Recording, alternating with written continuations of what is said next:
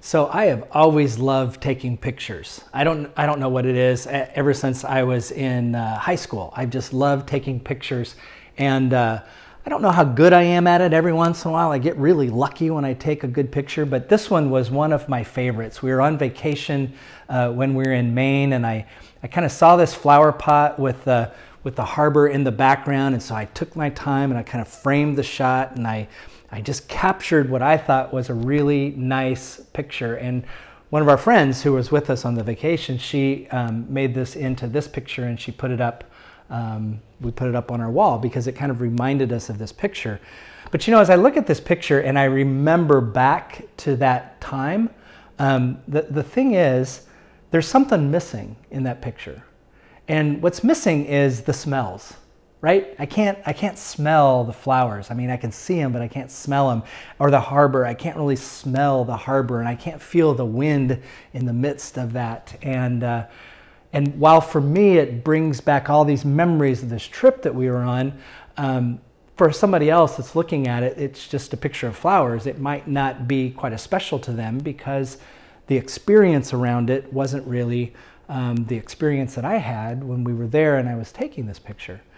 But you know, here's another thing. When you listen to those words that I referred to when I talked about this picture, I used words like take it, I took the picture, or I captured the scene, or I made the shot. I took the shot and made it. And when you listen to those words, it's like grabbing a hold. It's very possessive.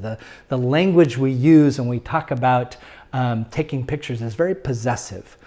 And recently I was reading a devotional, and they were kind of using this illustration of taking pictures in this devotional. And this is what the author said. She said, we often use the word take to describe our relationship with photography.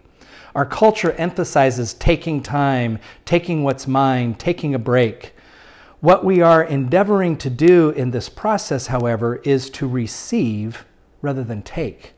To receive the gifts around us and to be present enough that when the photographic moment arrives, we are able to receive it with our whole hearts. You know, as I read that, I really like that image. We're not taking the picture, we're receiving that image that's there. And as I read through that devotional and I thought about the importance of language when it comes to that kind of thing, I recalled a psalm, a passage from a psalm that has always kind of stood in my mind. It's from Psalm 8, verses 3 and 4. It says this, "When I look at your heavens, the work of your fingers, the moon and the stars that you have established, what are human beings that we are mindful of them, mortals that you take care for them." Now, the New Revised Standard, this is the New Revised Standard version, but the NIV version uses a different word rather than look. When I look to the heavens, it uses the word when I consider the heavens. And I really like that word, that way of translating that word better. When I consider the heavens, when I consider the moon and the stars, when I consider the works of your hands.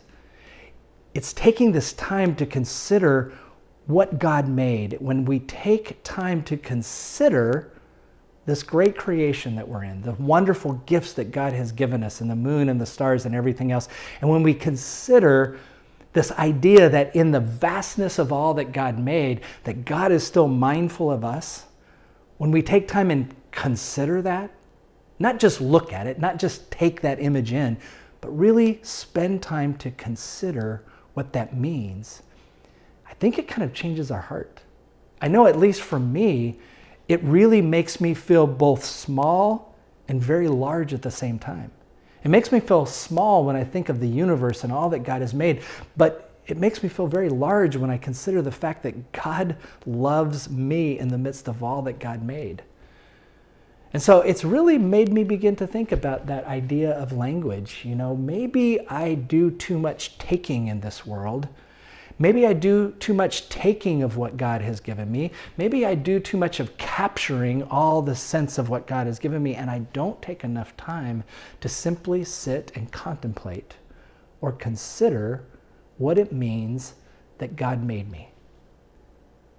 When I consider the heavens, the moon and the stars. What are human beings that you are mindful of us? What am I that you are mindful of me?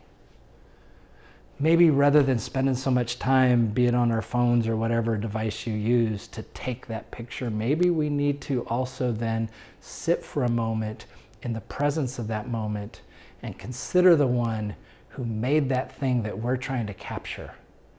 And rather than take it, to receive it as a gift that God has given us.